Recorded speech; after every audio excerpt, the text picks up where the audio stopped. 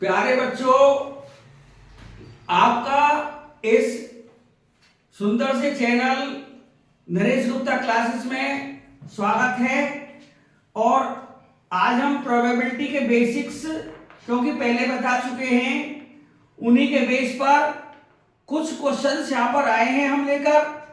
और ये क्वेश्चंस आपके रिलेटेड हैं कार्ड से, कॉइन से, डाइस हो सकता है, बैग हो सकता है, कुछ फैमिली मेंबर्स हो सकते हैं या कमेटी के सवाल भी इसमें आ सकते हैं। तो पहला question, one card is drawn from belt shuffle deck of 52 cards. If each outcome is equally likely, calculate the probability that the card will be a diamond, a black card, not a diamond, not a black card. तो पहला question solution. Solution 1 क्या कह रहा है कि एक card को draw किया और डायमंड होना चाहिए। तो अब टोटल कार्ड्स कितने हैं? Total number of cards is equal to 52। अब क्योंकि कॉम्बिनेशन का क्वेश्चन आप कर चुके हैं, जब भी हम एक कार्ड को लेते हैं तो हम उसका सिलेक्शन करते हैं। तो 52 कार्ड में से एक कार्ड को ड्रॉ किया तो हम यहां पर NS निकाल सकते हैं, number in sample space is equal to 52C1। ये हमारा NS आ गया, क्योंकि उन्होंने स्पष्ट कहा है कि एक कार्ड को ड्रॉ किया जाता है, वन कार्ड। तो एक कार्ड 52 कार्ड में से लेंगे तो हमारा NS आ जाएगा 52C1। और इसको लिख सकते हैं 52/1 इज इक्वल टू 52। आगे कह रहा है कि डायमंड होना चाहिए एक कार्ड, तो N कितना आएगा? डायमंड कितने होते हैं? 13 में से एक कार्ड ड्रॉ किया तो 13C1, ये हमारा 13 आ जाएगा। तो therefore probability of event E is equal to NE upon NS। N यहां पर बच्चों 13 है और NS यहां पर 52 है, और ये 1/4। पहला आंसर पिकअप हो गया। आया कह रहा ब्लैक कार्ड होना चाहिए। सेकेंड पार्ट में NS तो उतना ही रहेगा। NS तो एक ही कार्ड लिया था 52 में से, तो 52 ही रहेगा। और यहां पर NE की वैल्यू आ जाएगी, ब्लैक कार्ड 26 होते हैं, 26 में से एक कार्ड लेंगे 26C1, ये 26 आ जाएगा। तो therefore probability of event E is equal to NE upon NS, ये 26/52 आ जाएंगे, 1/2। थर्ड पार्ट कह रहा है not a diamond. Not a diamond का मतलब है कि डायमंड नहीं होना चाहिए। प्रोबेबिलिटी नॉट डायमंड, इसका मतलब क्या हुआ? PE नॉट हो गया या PE डैश हो गया, और इसका फॉर्मूला होता है 1 - PE। हमने बेसिक्स अपने पहले वाली जो हमारा जो लेक्चर था उसमें दिया था, 1 - PE हम निकाल चुके हैं। किसकी? डायमंड की। डायमंड की 1/4 थी, तो 1 - 1/4 3/4। इसको ऐसे भी कर सकते हैं, probability not diamond,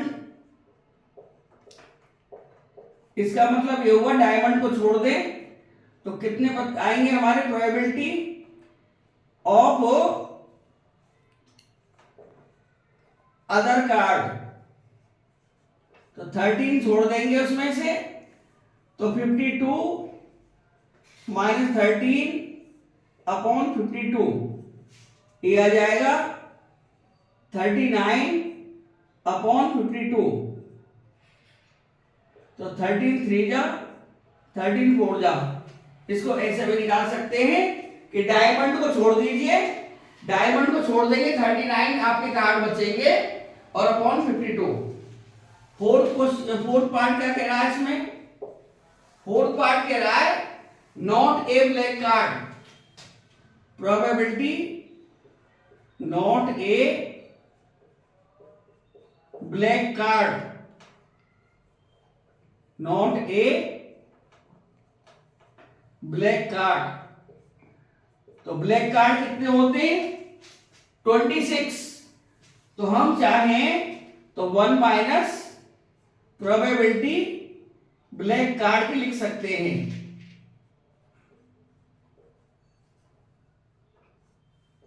1 minus black card 26 upon 52, तो 1 minus 1 upon 2 is equal to 1 upon 2 आ जाएगा।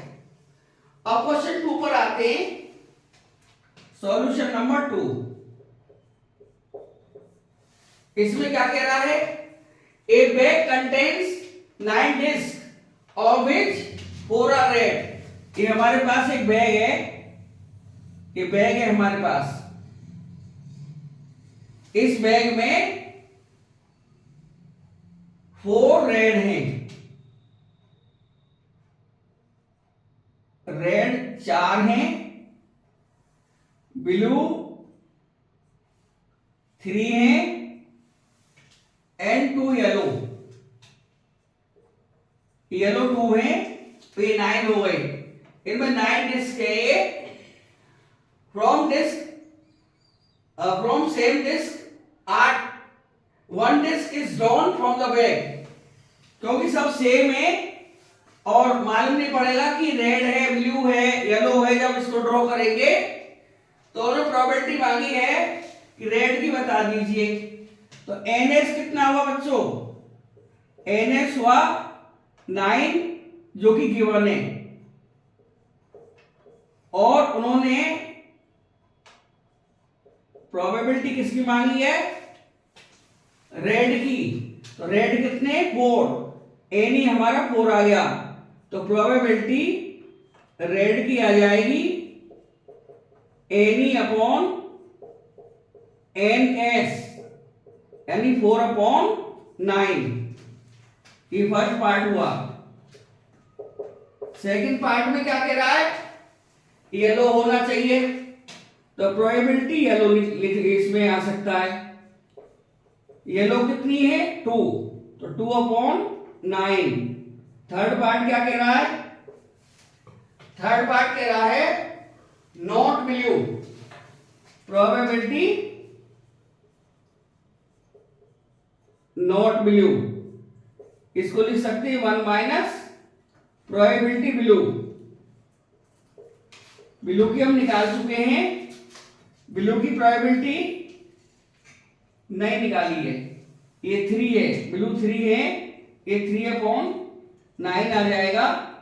तो ये आएगा हमारा 1 माइनस 1 अपॉन 3, ये 2 अपॉन 3 आ जाएगा। इसको सेकंड और तरीका है इसका, probability not yellow not blue. Probability not blue का मतलब है प्रोबेबिलिटी अदर। अदर का मतलब क्या है? 4 और 2 6, 6 अपॉन 9, 3 2 जा 6, 3 3 जा 9। तो नॉट ब्लू का मतलब ब्लू छोड़ दीजिए, 4 रेड है और 2 येलो है, 4 और 2 6, 6 अपॉन 9। फोर्थ पार्ट क्या कह रहा है? फोर्थ पार्ट कह रहा है कि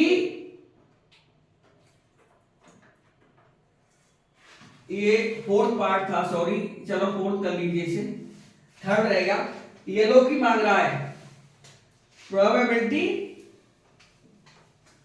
रेड हो गया, ब्लू, ब्लू सेकंड नंबर था, हमने येलो निकाल लिया थर्ड, तो ये थर्ड हो गया, सेकंड नंबर रहेगा, second number blue. Probability blue, blue कितने हैं 3, तो ये 3/9, 1/3। और हमारा फिफ्थ नंबर दिया है आइदर रेड और ब्लू, प्रोबेबिलिटी आइदर रेड और ब्लू। तो आइदर और में यूनियन लगता है, आइदर रेड और ब्लू यूनियन लगता है आइदर और में, तो इसमें यूनियन का फॉर्मूला लगा देंगे, probability red plus probability blue minus probability R intersection B. तो यहां पर रेड की जो प्रोबेबिलिटी है वो 4/9 है, प्लस ब्लू की 3/9 है, और माइनस, क्योंकि रेड और ब्लू में, रेड ब्लू में कोई कॉमन नहीं आता, रेड अपना अलग कलर होता है, ब्लू अलग कलर होता है, इसलिए इसकी प्रोबेबिलिटी 0 हो गई। अब इसको ऐड कर लेंगे तो हमारे 7/9 आ जाएगा।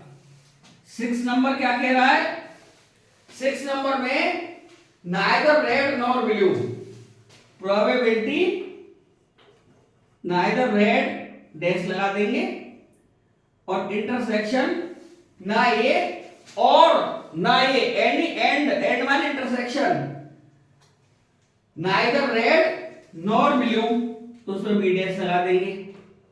यहां पर डी मॉर्गन्स फॉर्मूला लगेगा, इसको लिख सकते हैं probability R union B whole dash by De Morgan's formula, by De Morgan's formula.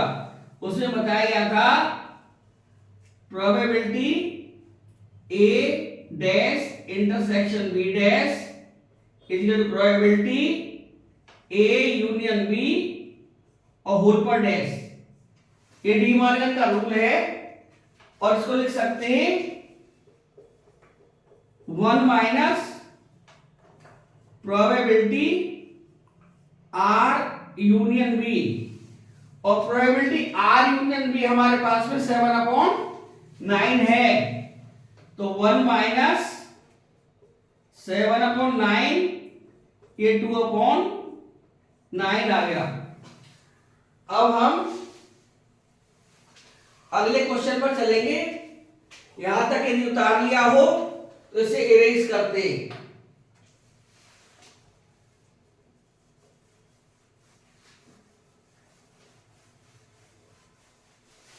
अभी इरेज की बात आप दोबारा से देख सकते हैं।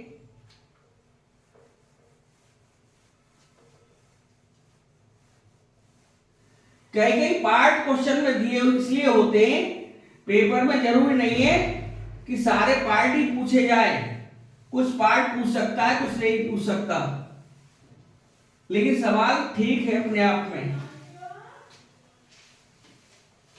आगे हमारा जो क्वेश्चन है वो क्वेश्चन नंबर 3 है, और इसका सॉल्यूशन डाल रहे हैं, सॉल्यूशन 3। इसमें कहा है, ये बहुत इंपॉर्टेंट है, पेपर में अक्सर आ जाता है सवाल, 2 स्टैंड्स ए एंड बी। अब इनके नाम भी हो सकते हैं या ए और बी के नाम से भी क्वेश्चन आ सकता है, ठीक है, जैसे अशोक हो सकता है, बलवंत हो सकता है, ए और बी की जगह है, तो ए और बी की जगह नाम भी हो सकते हैं। appeared in an exam, the probability that A qualifies the exam is 0.05 and B is 0.10 and both qualifies is 0.02. Find the probability that both will not qualify the exam. दोनों ही क्वालिफाई एग्जाम नहीं करेंगे। तो यहां पर क्या दिया है, for qualifying the exam probability of A is equal to दिया हुआ है 0.05 और प्रोबेबिलिटी बी की दे रखी है 0.10 और बोथ क्वालिफाइज की दे रखी है। तो प्रोबेबिलिटी ए इंटरसेक्शन बी दिया हुआ है, दोनों क्वालिफाई कर रहे हैं, 0.02 दिया हुआ है।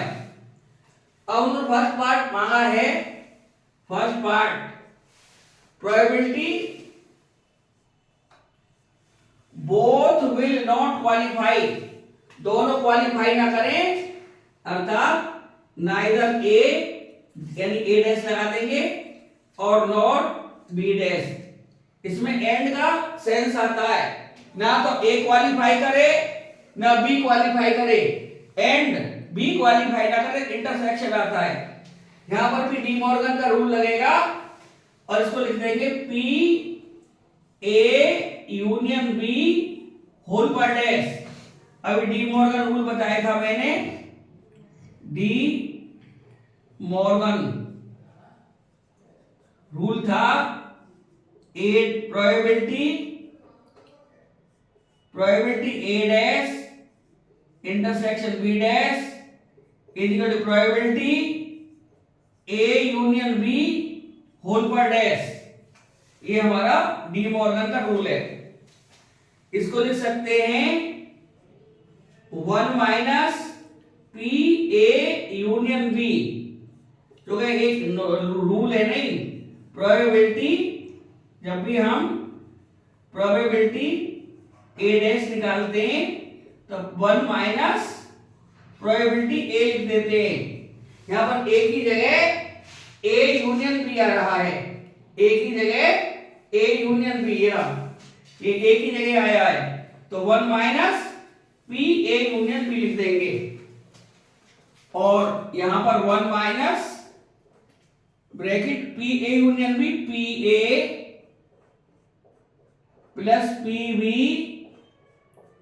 Minus P A intersection B, ये कर देंगे is equal to 1 minus P A दिया है 0.05,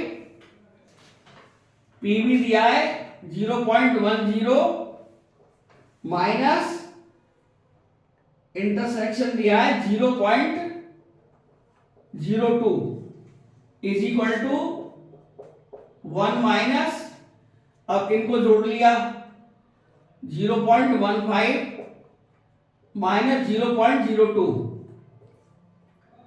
0.10 और 0.05 0.15, 1 माइनस, अब इसमें से माइनस कर लिया 0.13 आएगा। अब 1 में से माइनस कर लेंगे 1.00 लगा के, तो 0.13 ये 7 और 9 माइनस 1 8, 0.87 इसकी प्रोबेबिलिटी आ गई। सेकंड पार्ट क्या दिया है,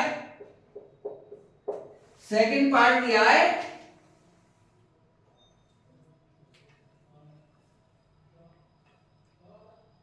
at least one of them will not qualify, P at least one of them will not qualify। इसका मतलब क्या हुआ, उनमें से एक भी क्वालिफाई ना करे। इसका मतलब ये हुआ कि हम यदि थोड़ी देर के लिए नोट भूल जाए कि at least one of them qualify करेगा, है, तो इसको क्या लिख सकते हैं, एक भी क्वालिफाई ना करे, इसको लिख सकते हैं पी ए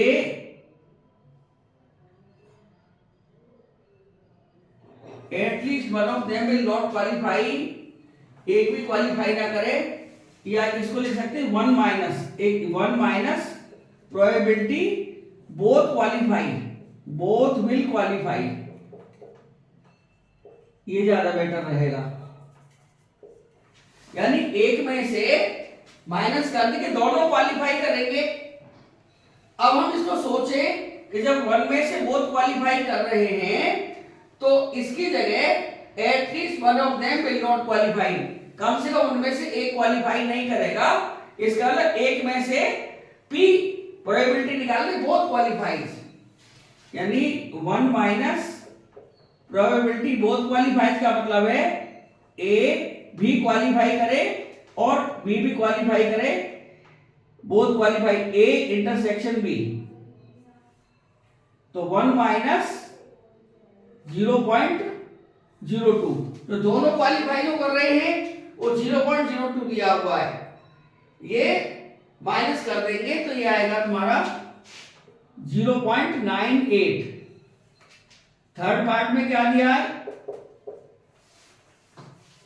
ये पूछा है only one of them will qualify the exam, only one, यानी इसका मतलब क्या है, P ओनली वन क्वालिफाइज, एक ही क्वालिफाई करता है, इसका मतलब क्या है, probability A qualifies but B doesn't, A qualify करता है परंतु B नहीं करता, वन का मतलब ये निकलता है। और या ये बोल सकते हैं और B qualifies but A doesn't.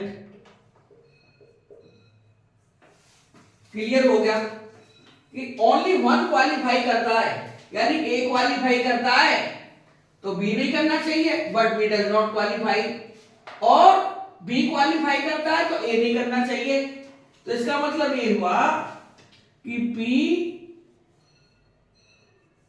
A intersection B dash और या फिर यानी प्लस प्रोबेबिलिटी B क्वालिफाई करता है A नहीं करता, A डैश।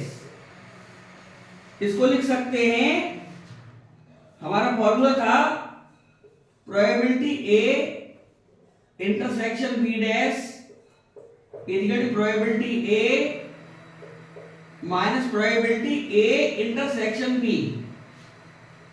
ये हमारा फॉर्मूला था कि A क्वालिफाई करता है B नहीं करता, तो A इंटरसेक्शन B डैश लिखते थे और PA में से दोनों का इंटरसेक्शन माइनस कर देते थे, तो ये आया PA minus PA intersection B plus PB minus PB intersection A, यानी आया PA plus PB minus double हो गया डबल PA इंटरसेक्शन B, यानी A इंटरसेक्शन B और ये B इंटरसेक्शन A या A इंटरसेक्शन B एक ही बात है, डबल हो गया माइनस का PA इंटरसेक्शन B। PA की वैल्यू हमारे पास में दे रखी थी कि A क्वालिफाइज है 0.05 प्लस B की दे रखी थी 0.10 माइनस 2 इंटू बोथ क्वालिफाइज की दे रखी थी 0.02, यहां से इनको ऐड किया 0.15 माइनस 0.04, 2 की मल्टीप्लाई कर ली तो 0.11, ये हमारा आंसर आ गया थर्ड पार्ट का।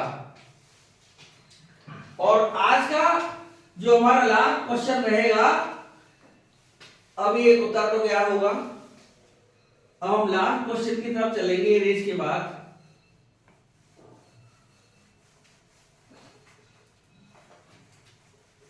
इधर का मैंने छोड़ दिया है, उतार लीजिए जब तक।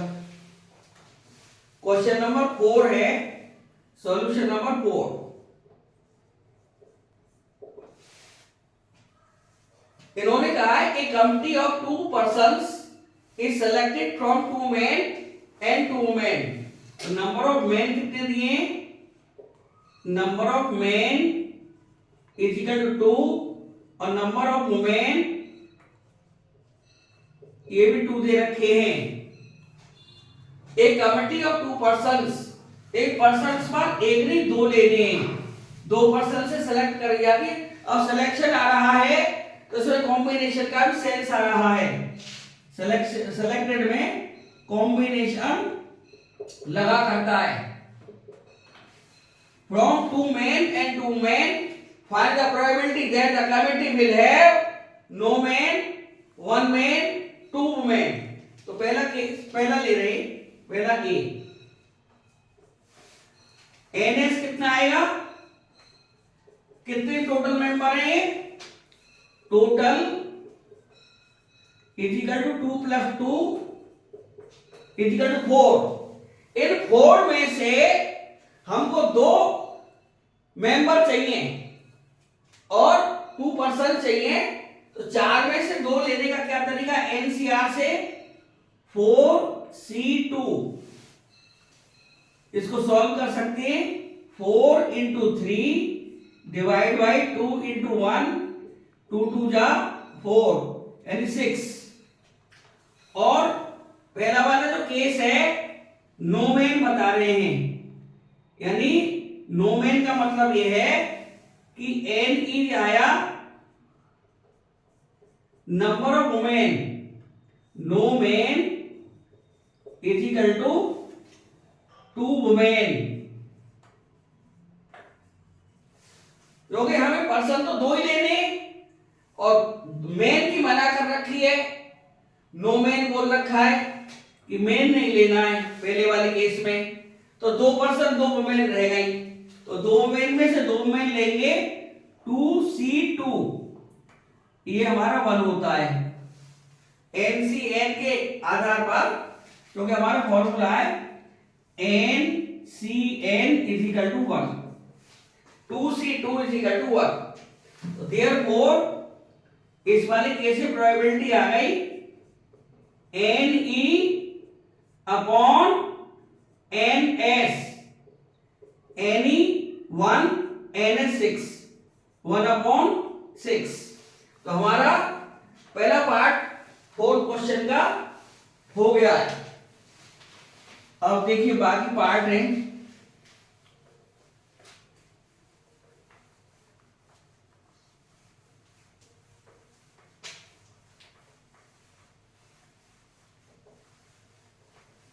बाकी पार्ट में क्या कहा है ये ध्यान जरूर रखना है। इस बार 2 पर्सन लेने, तो एनएस तो हमारा फिक्स हो गया, एनएस तो 6 ही आएगा।